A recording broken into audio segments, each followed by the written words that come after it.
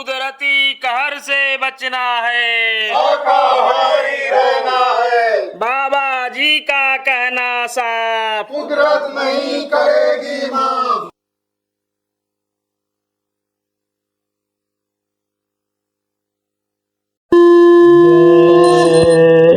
गुरुदेव उदार की है शक्ति अपार, गुरुदेव तुम्हारे हाथों में पतितों का भी होता सुधार, सरकार तुम्हारे हाथों में।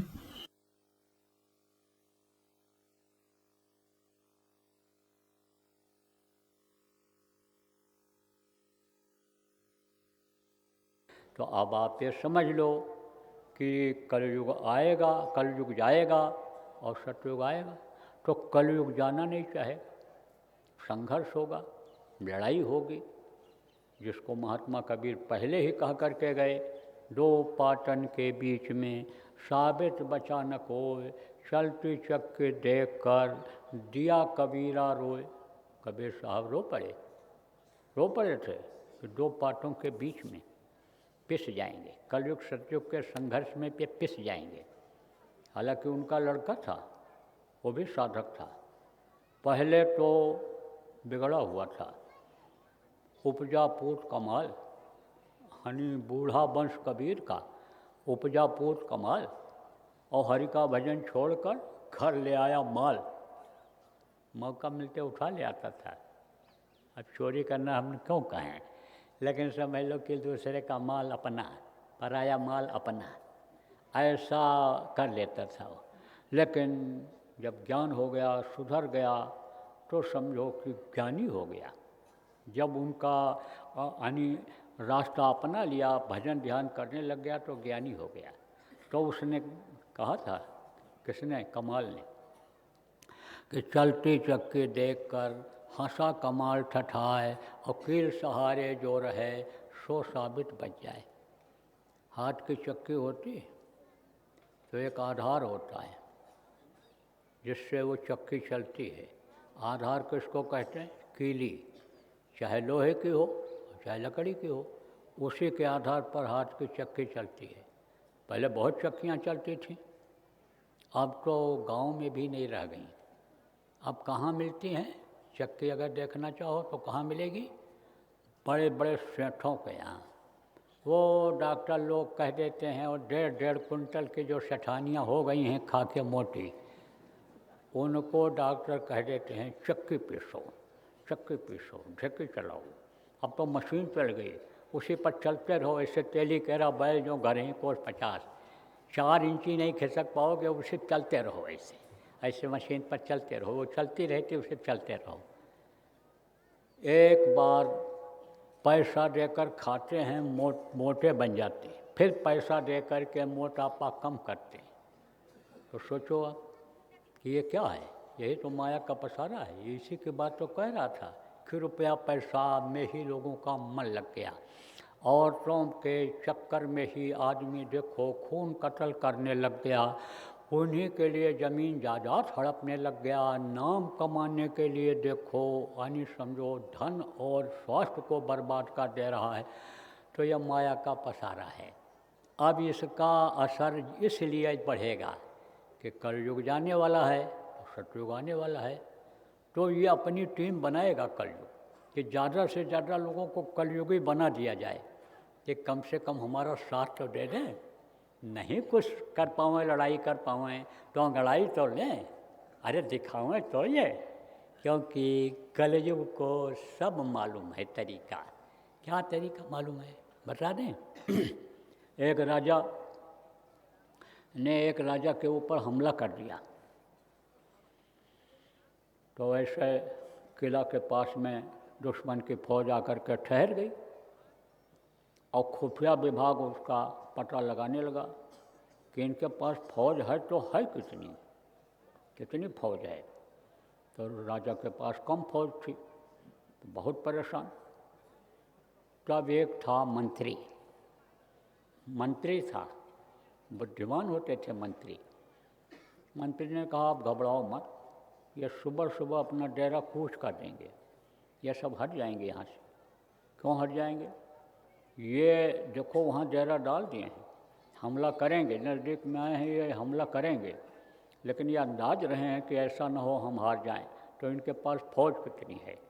तो बोले तो तू थोड़ी फौज को कैसे दिखाएगा कि ज़्यादा है? अरे बोले देखते रहो, उसके CID लगे होंगे, जाके रिपोर्ट देंगे, सुबह सुबह चला जाएगा। क्या किया उसने? लंगर में, भंडारे में, यानी दाल और सब्जी में जमाल गोटा डलवा दिया। जमाल गोटा सब लोग नहीं जानते होंगे, बड़े लोग जानते हैं। दस्तावर होता है, बहुत गर्म होता है, तो उसी में डलवा दिया। अब जो जो दाल खाया और जो जो सब्जी खाया वो रात भर लेटिन गया। वही लोग जाएं और लेटिन करके और फिर आवें, और जैसे बैठें तैसे फिर वो चले जाएं। अब कोई खड़े खड़े ऐसे खड़े खड़े करने लग जाए।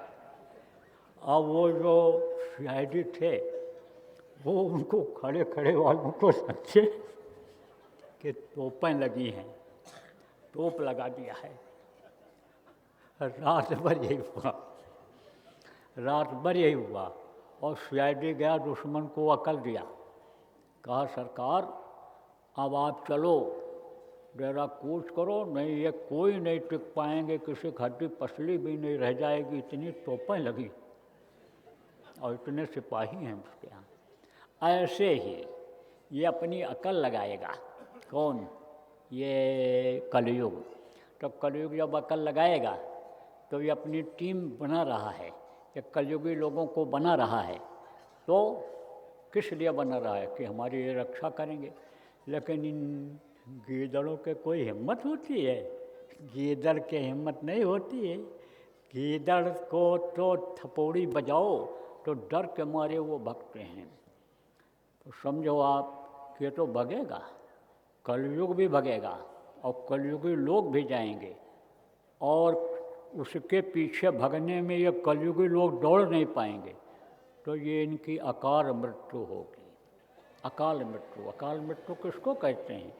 बेमौत जिसको कहते हो मारे जाते हैं। तो अभी आपने क्या देखा है नए वर्ष में? देखो मैं आपको बता दूं,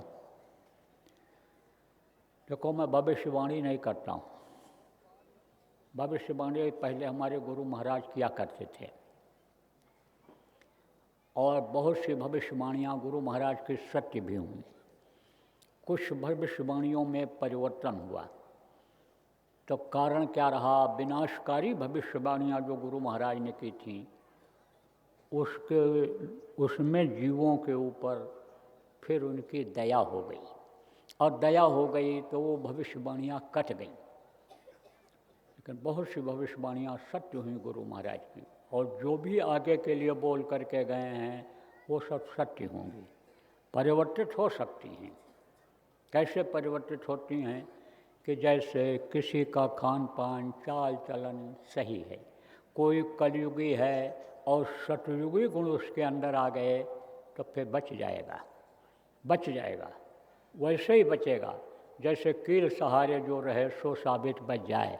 जैसे कमाल ने कहा था कि वो जो कीली है, कीले के किनारे किनारे गेहूँ हैं, वो सब बच जाते हैं। हंसा था, चलती चक्की देख कर हंसा कमाल ठठाए, और कील सहारे जो रहे सो साबित बच जाए, तो वो उसी तरह से बच जाएंगे कि जो कील को पकड़ लेंगे, जो बातों को पकड़ लेंगे, जो धार्मिक हो जाएंगे, संतों के पास पहुंच जाएंगे, उनके शरण में आ जाएंगे, उनकी रक्षा हो जाएगी, वो बच जाएंगे। तो इसी तरह से आप ये समझो कि बहुत सी तो परिवर्तित हो गई और बहुत सी भविष्यवाणियाँ हो गई। तो भविष्यवाणी तो मैं नहीं करता हूँ, लेकिन आगाह करता हूँ। हमारा काम क्या है? हमारा काम यह है कि जीवों को अकाल मृत्यु से बचाया जाए, जीवों को चताया जाए, बताया जाए, समझाया जाए, जीवात्माओं को प्रभु तक पहुँचाया जाए। हमारा ये काम है। देखो हमारे कोई अपना लड़का बच्चा नहीं है, परिवार वालों से भी हमको अब मोह नहीं रह गया, किसी से किसी चीज़ से हमको मोह नहीं रह गया। आप ये बात समझ लो प्रेमियों कि ये जो कुछ सेवा हुआ आप लोग देते हो, आपका आप लोगों के लिए, आपके परिवार के लिए ये सब लगा देता हूँ। ये जो यहाँ बैठने की जगह बना ली गई, आपके लेटने सोने पानी बिजली का जो इंतजाम हो गया, यह आपकी वजह से आपके लिए ही हुआ है। हमको तो कहो अभी हम छोड़ के चल दें। वो था ना राजा का एक दोस्त था, तो राजा से मिलने आया तो कहा अब तू मत जा, हमारा जिगरी दोस्त है, बचपन का है, तू अब मत जाना। कहा भाई जाना तो हम चाहते हैं। बोले मत जा, कुछ दिन तक रहा तू। तो रह गया वो वहाँ। तो उसके लिए अलग महल बनवा दिया, उसके लिए ज़मीन जायदाद अलॉट कर दिया, उसके लिए अपने ही जैसा गाड़ी घोड़ा जो भी उसके पास सवारी थी सब इंतज़ाम कर दिया, सारा इंतज़ाम उसके लिए कर दिया। लेकिन वो था त्यागी। त्यागी किसको कहते हैं? जिसको कछु न चाहिए सोई शहंशाह। ज्ञान हो गया था उसको कि भाई धन पर आए बिस्ते विष भारी, ये दूसरे का धन है, ये हमको मिल गया है, कुछ समय के लिए मिल गया, ये हमारा अपना नहीं है, लेकिन चलो मित्र का जो फर्ज होता है वो हम अदा कर ले रहे हैं, रह जा रहे हैं यहाँ कुछ दिन। फिर एक दिन दोनों बोले, राजा बोला चलो घूमने चलते हैं। तो गए, बग्गी पर सवार हुए, बग्गियाँ चलती थी घोड़े की, उसी पर सवार होकर के गए और उतरे वहाँ। बढ़िया नदी का किनारा, जंगल था, वहीं पर रमणीक जगह थी, वहीं दोनों उतरे वहीं। तब राजा ने कहा कि अपने दोस्त से कि देखो कितना बढ़िया तुम्हारा कपड़ा हो गया, तुम्हारे पास घर हो गए, और जैसे हमारे पास हाथी वैसे तुम्हारे पास हाथी, तुम्हारे लिए देखो घोड़ा और बग्गी और ये नौकर, हमारे तुम्हारे में क्या अंतर है? हमारे और तुम्हारे में क्या अंतर है? तब बोला बहुत अंतर है। अरे क्या अंतर है, वही तो जानना चाहते हैं। तब वो बोला कि ये सब हम छोड़ के अब जा रहे हैं, ये अग्गी बग्गी और ये घर महल सब छोड़ के जा रहे हैं, तुम भी चलो मेरे साथ, और चलो। और ये कह करके और देखते देखते निकल गया और लौट करके आया ही नहीं। ऐसे ही जो महात्मा होते हैं, महात्मा के जो बंदे होते हैं, वो छोड़ के चले जाते हैं, उनको मोह नहीं रहता है, उनका काम दूसरा रहता है, तो मोह नहीं किसी चीज़ का। लेकिन आप ये समझो प्रेमियों कि आपकी फिक्र है, चिंता है, आपके लिए हमको कुछ कहना और करना है, तो हम सबके लिए बताते हैं। सिया राम मैं सब जग जानी। जग माने क्या होता है? संसार। जग माने कोई जिला, जवार, गांव और प्रांत और देश नहीं होता है। जग माने होता है पूरा संसार। तो सब संसार अपना है, सबके लिए हम बात बताते हैं। तो देखो प्रेमियों, आज 1 तारीख है, कुछ लोग आप सुनने के लिए आए हो, कुछ लोग यूट्यूब पर सुन रहे होंगे, कुछ लोग बाद में सुनेंगे, कुछ लोग पूछेंगे क्या बताया बाबा ने। तो 2-4 बातें आपको बता देता हूँ। देखो ये चीज़ें अभी और बढ़ेंगी। क्या बढ़ेगा? यही माया का असर, माया का दबाव, और यही माया, यही दोनों माया ये विनाश कराएगी। देखो कुछ छोटे देश हैं, पैसा नहीं है जिनके पास, तो हथियार नहीं बना रहे हैं, और बड़े देश वाले जिनके पास पैसा है विनाशकारी हथियार बना रहे हैं। विनाशकारी किसको कहते हैं? यहाँ बटन दबावें छोड़ें तो 10,000 20,000 किलोमीटर दूर जो देश हैं वो ख़त्म हो जाएं। अब वो ये नहीं सोच रहे हैं कि यही हथियार कोई और बनाए हुए होगा जो हमको ख़त्म कर सकता है, हमारे राज्य हमारे देश को ख़त्म कर सकता है। वो भी तो कोई ऐसा हो सकता है। मान लो हम प्रसिद्ध हो गए, एटम बम परमाणु बम बनाए रखे हुए हैं, और वो ना बताया हो और वो उस पर हमला करते, कीटाणु बम से हमला कर दे और हम ख़त्म हो जाए, हमारा देश ख़त्म हो जाए, तो ये चीज़ें अभी और बढ़ेंगी। ये विनाशकारी हथियार बढ़ेंगे। पैसे की तो कमी आएगी, अंदर में खोखला है, माल अंदर में नहीं है, दिखावा खूब है, घोषणाएं सब कर रहे हैं, लेकिन अंदर में माल, कहते हैं गांव में कि भीतर का माल बहुरिये जाने। बहुरिया किसको कहते हैं? वो जो दूसरे के घर से लड़की आती है, जिसको दुल्हन बहू कहते हो, उसको पूरा घर का पता रहता है कि नमक है कि तेल नहीं है कि हल्दी नहीं है कि चीनी चाय नहीं है, सब पता उसको रहता है। बाहर जो रहते हैं उनको भी नहीं पता रहता है चावल है कि नहीं है, दाल है कि नहीं है, उसको सब पता रहता है। तो अंदर का माल खोखला है।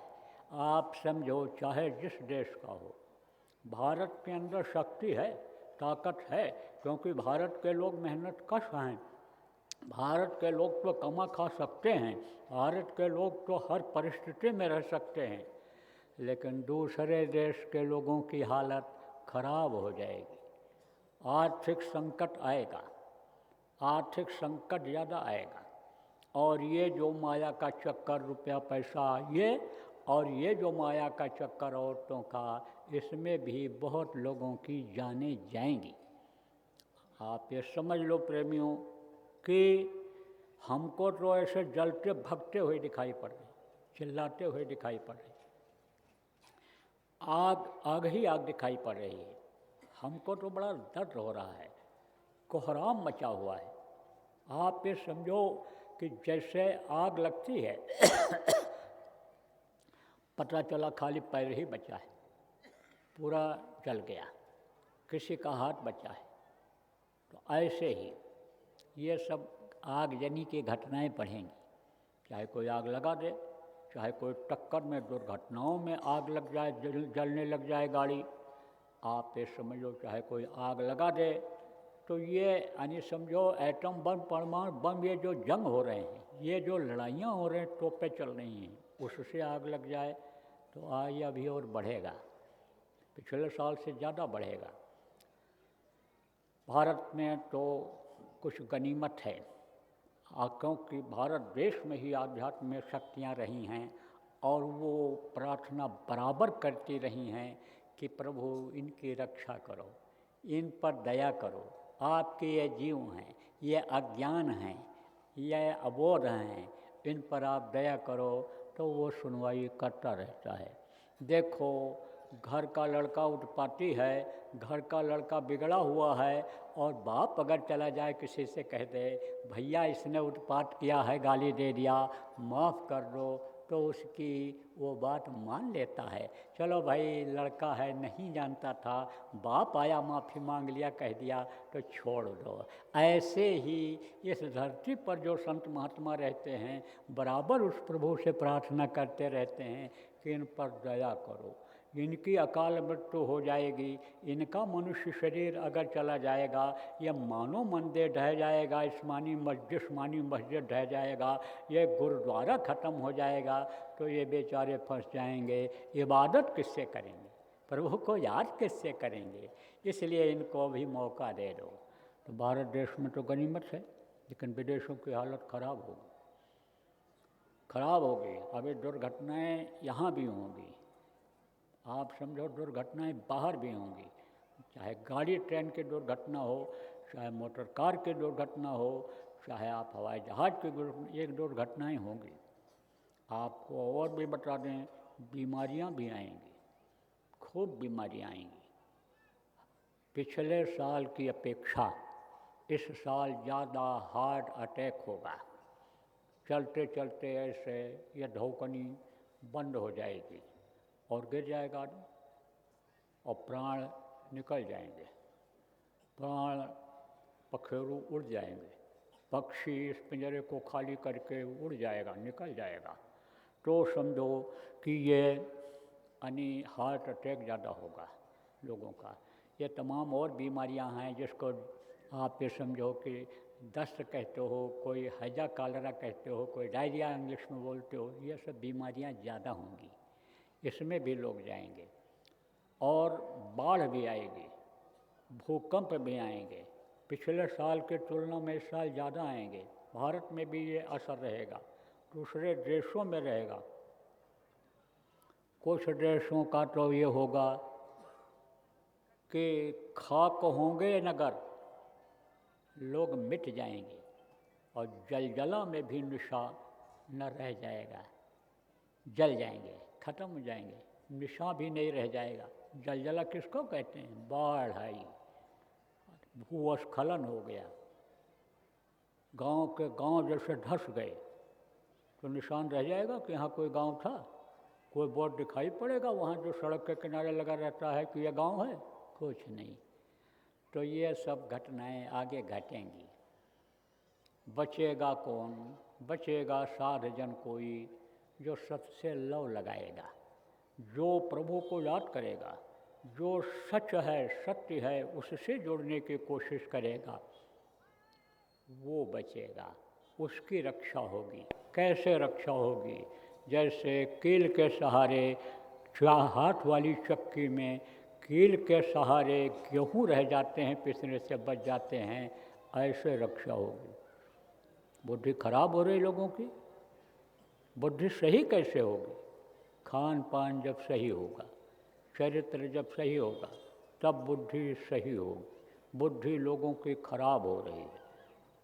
कोई भी जिम्मेदार हों, चाहे मठ के महंत हों, मंदिर के पुजारी हों, चाहे मुल्ला हों, चाहे ये काजी हों, चाहे ये हाफिज हों, चाहे आपके समझो कि ये महंत लोग हों, ये जो लोग हैं मंदिर के मठाधीश और ये जो लोग हों, चाहे ये हों और चाहे देश के प्रधानमंत्री, राष्ट्रपति, मुख्यमंत्री हों, प्रमुख स्थानों पर बैठे हुए अधिकारी कर्मचारी हों, सबको इस पर ध्यान देने की ज़रूरत है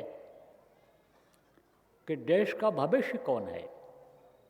देश का भविष्य नौजवान है और उसका चरित्र गिरता चला जा रहा है, नशे में धुत है, उसका शरीर कमज़ोर होता चला जा रहा है, उसका मनोबल डाउन होता चला जा रहा है, उसकी बुद्धि भ्रष्ट होती चली जा रही है। कहाँ से लाओगे देश को चलाने के लिए, मंदिर मठ को चलाने के लिए कहाँ से आदमी लाओगे? आप तो बुढ़े हो रहे हो, कब्र पर पैर रखे हुए हो, तो कहाँ से ये चलेगी व्यवस्था? इसके बारे में चिंतन करो, इसके बारे में विचार करो, और जिनके हाथ में वो शक्ति है, जिनके हाथ में वो पावर है, उस पावर का इस्तेमाल करो। कौन सा पावर? नशाखोरी रोकने का, नशा सप्लाई करने का, नशा की फैक्ट्रियाँ जो यहाँ पर कायम हैं, चुपके लोग बना रहे हैं, उस फैक्ट्री को ख़त्म करने का। नशा ख़त्म करो। नशा अगर नहीं ख़त्म होगा तो बच्चों की जवानी बर्बाद हो जाएगी। आप ये जो गर्व करते हो, घमंड करते हो कोई भी कि भारत देश हमारा ये बहुत बलवान है, ताकतवर है, ये हमारी फौज बहुत स्ट्रॉन्ग है, यानी ताकतवर है, बलवान है, वहाँ अगर नशाखोरी फैल गई, वहाँ का सिपाही का दिल दिमाग अगर काम नहीं कर रहा है, नशे में है, तो बंदूक लिए ऐसे खड़ा रहेगा। वो उस पर जो दबाते हैं, जिसको कोई घोड़ा ट्रैगर कहता है, उस पर उसका हाथ भी नहीं पड़ेगा। सोचो आप कैसे रक्षा होगी, कैसे देश की रक्षा हो पाएगी? इसलिए नशाखोरी ख़त्म करो। देखो, ये भारत देश है, धर्मपरायण देश है। यहाँ पर जब अबला की लाज लुटने लगती है, तब क्या होता है? महाभारत होता है। द्रौपदी की लाज लुटने लग गई, अब आप ये समझो महाभारत हो गया, कारण बना और महाभारत हुआ। आप देखो, सीता की लाज जाने को जब हुआ, रावण उसको जब समझो उसकी लाज लेने के लिए जब तैयार हो गया, तब क्या हुआ? सर्वनाश हुआ। 1 लाख पूत, 1.25 लाख नाती और ता रावण घर दिया नवती, एक भी नहीं बचा। अब रावण कौन था, यह भी आपको बता दें। रावण बड़ा प्रतापी था। प्रतापी किसको कहते हैं? जिसके अंदर ताकत आ जाती है, शक्ति आ जाती है, प्रभाव हो जाता है जिसका। कैसे आई? तपस्या के द्वारा आई। तपस्या खूब करता था, शिव जी को खुश कर रखा था। आप ये समझो कि जो इस सृष्टि को चलाने में मदद करते हैं और संहार करता हैं, शिव जी न चाहें तो किसी का संहार जल्दी होगा ही नहीं। और शिव जी चाहें अभी पैर पटक दें, तांडव कर दें, तो बहुत लोगों का अभी जान चला जाए, अभी विनाश हो जाए। तो शिव जी को खुश करके रखा था। और कैलाश पर्वत जहाँ उनका स्थान है, उठा के अपने यहाँ ले जाना चाहता था। 4 वेद, 6 शास्त्र, 18 पुराण का जानकार था। सोने की लंका थी। आप ये समझो प्रेमियों कि सोने की लंका थी। और 1 लाख लड़के, 1.25 लाख नाती थे उसके। लेकिन जैसे भरे हुए कराह में दूध के 1 बूंद आप छाछ डाल दो तो दूध रह जाएगा? नहीं रह जाता है, फट जाता है, दही बन जाता है, पनीर बन जाता है, दूध नहीं रह जाता। ऐसे ही गुण बहुत थे, लेकिन अवगुण 3 थे। अवगुण किसको कहते हैं? बुराइयों को। मांस खाता था, तो जब मांस खाता था तब बुद्धि खराब हो जाती थी। और जब शराब पी लेता था तब समझ लो उसका जुड़वा भाई मिल जाता था। और जब शराब पी लेता था, नशे में आ जाता था, तब समझो औरत की इच्छा, समझ लो उसका मौसेला भाई मिल जाता था। तो ये 3 भाई जब मिल जाते थे तो शराब, कबाब और शबाब ये क्या करता है? सर्वनाश करता है। यही सर्वनाश करता है। लेकिन अब जैसा मैंने आपको बताया कि संस्कार जिसका जहाँ पड़ता है वैसे ही वो ढल जाता है। कुछ लोग इसमें ऐसे बैठे हो कि चावल कभी कभी खाते हो, और कुछ लोग इसमें ऐसे बैठे हो जो उधर पूरब में रहते हो, वो लोग तीनों टाइम चावल खाते हैं। हम तो ऐसे ऐसे जगह गए, गुरु महाराज ने भेजा कि जहाँ पर रोटी बनाना ही नहीं जानते थे लोग। हमारे साथ के एक गए थे, बुजुर्ग थे, एक घर में वहाँ गए, कई दिन चावल खाते खाते जब हो गया तो बोले ऐसे ऐसे बताए रोटी बनाओ।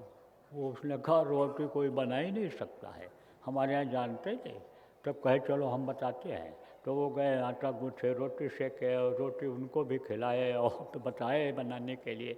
तो ऐसे ही आप समझो कि अलग अलग समझो कि जैसे ये भोजन होता है, अब जहाँ जो चलता है उसी को लोग जानते हैं, उसी को खाते हैं। जो जहाँ का पहनावा है, जहाँ का बोली बानी है, इनको बताने की ज़रूरत है। किसको?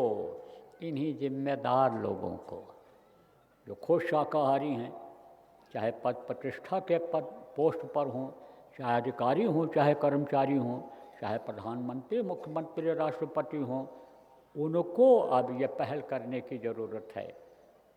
हमारे देश के जो शाकाहारी नशा मुक्त प्रधानमंत्री मौजूदा इस समय पर हैं, वो कोई बात जब बोलेंगे तो दम रहेगा। मुख्यमंत्री कई इस समय ऐसे हैं अपने प्रदेश में, अपने देश में, कि जो शाकाहारी हैं। ये लोग जब कुछ बोलेंगे तो उसका असर पड़ेगा। महात्माओं को तो लोगों ने, शराबियों ने, कबाबियों ने ही तो कह दिया ये तो बाबा लोग हैं, बोलते ही रहते हैं, इनके तो बड़े बड़े बाल हैं, सिर में गर्मी आती है तो कुछ न कुछ बोलते रहते हैं। जैसे औरत गुस्साती है बड़े बड़े बाल वाली तो बहुत पैर पटकती है, इससे बाबा लोग भी बोलते रहते हैं। ये तो ये कहते हैं, लेकिन ये नहीं मालूम है कि ज्यों केले के पात के बात बात में बात, और त्यों संतों के बात के बात बात में बात, बातों में बात होती है। 12 वर्ष रहे हंस की टोली, और तो अब समझे एक संत की बोली। कभी भी बातें देखो गुरु महाराज जैसे संत की गलत नहीं हो सकती। संत वचन पलटे नहीं और पलट जाए ब्रह्मांड। देखो कौन थे? पुलस्त ऋषि थे। पुलस्त किसके ऋषि किसके कौन थे? रावण के समझो कि पूर्वज थे। उत्तम कुल पुलस्त करना थी। यानी जिसको बाबा दादा कहते हैं वो पुलस्त थे। किसके? रावण के यानी समझो बाबा दादा थे। वो ऋषि थे, महात्मा थे, उनका वो पोता था, लेकिन उनकी बात उसने नहीं माना। एक बार बुलाया, कहा आप आइए ज़रा देखिए हमारी व्यवस्था। दिखाया, कहा देखिए यहाँ हम रहते हैं, यहाँ खाते हैं, यह हमारा शयनशाला है, यह हमारा बहुत पाकशाला है, यह हमारा पाठशाला है, यह हमारा व्यायामशाला है और यह हमारा यज्ञशाला है। सारी शालाओं को दिखाया। तो उसने कहा तेरी चरित्रशाला कहाँ है? यही तेरा विनाश करेगा। चरित्र तू सुधार ले, तू खान पान सही कर ले, तू जानवरों को खाना बंद कर दे, यही तेरा विनाश करेगा। माना कहीं? तो कहा साधु अवज्ञा कर फल ऐसा और जरे नगर अनाथ कर जैसा। आज्ञा का पालन नहीं किया। ऋषि आप समझो पुलिस का महात्मा की बात को नहीं माना तो नगर जल गया, ख़त्म हो गया। ये चीज़ तो नहीं समझते। चलो ठीक है, कोई बात नहीं, आप लोग जो समझा सको, हम अपील करते हैं आपसे कि आप लोग समझा सको। और ये लोग अगर नहीं समझाते हैं तो प्रेमियों आप समझाओ, आप लोग मिलकर समझाओ। श्रेय आप ले लो, श्रेय आप ले लो। जैसे कृष्ण ने गोवर्धन उठाया और लकड़ी लगा दिया किसने? गोपी और ग्वालों ने। अब आज उनकी भी रासलीला रचाई जा रही। राम त्यधिक राम कर दासा, काम तो राम ने किया, राम की ताकत ने किया। श्रेय किसको मिला? हनुमान को मिला। पत्थर के ऊपर भी तेल सिंदूर लगा करके हनुमान के नाम पर अगर रास्ते में रख दो तो वहाँ भी फूल पत्ती लोग चढ़ाने लगते हैं। हनुमान को लोग ज़्यादा जानते हैं, हनुमान जी की पूजा लोग ज़्यादा करते हैं। तो श्रेय आप ले लो। जब उन लोगों ने लिया, पिछले भक्तों प्रेमियों ने लिया, तो आप भी श्रेय ले लो। तो आप समझाओ लोगों को कि मनुष्य का भोजन नहीं है। मनुष्य के लिए प्रकृति ने, भगवान ने किसको बनाया है? यह खाने पीने वाली चीज़ों को, ये जो अनाज है यह बनाया है, फल और फूल बनाया है, ये देखो दूध घी ये बनाया है। गाय दूध देती है, पीने के लिए देती है, उसका मांस खाने के लिए नहीं देती है। अब आप सोचो, एक तरफ तो गौ माता कहते हैं और दूसरे तरफ उसका मांस खाते हैं। माता का कोई मांस खाता है? आप फिर समझ लो अगर खाता है तो उसकी बुद्धि खराब हो गई, फिर तो वो मानव कहाँ रह गया, इंसान कहाँ रह गया। हाँ, फिर समझो कि कुत्ता भी अपने कुत्ते के मांस को नहीं खाता है, वो भी उसको छोड़ देता है, दूसरे के मांस को खाता है। और आप जिसका दूध पीते हो, माता कहते हो, उसका मांस खा जाते हो और कहते हो हम पुजारी हैं और हम हिंदू हैं और हम जो है नेता हैं और हम अधिकारी हैं, कहने के हकदार हो। सोचो आप, अरे भाई अब चेत जाओ, कोई बताने वाला नहीं मिला तो अब सुन लो, समझ लो, अब चेत जाओ। जब ही चेतो तभी सही। सुबह का भूला शाम को घर वापस आ जाए तो भूला नहीं कहलाता है।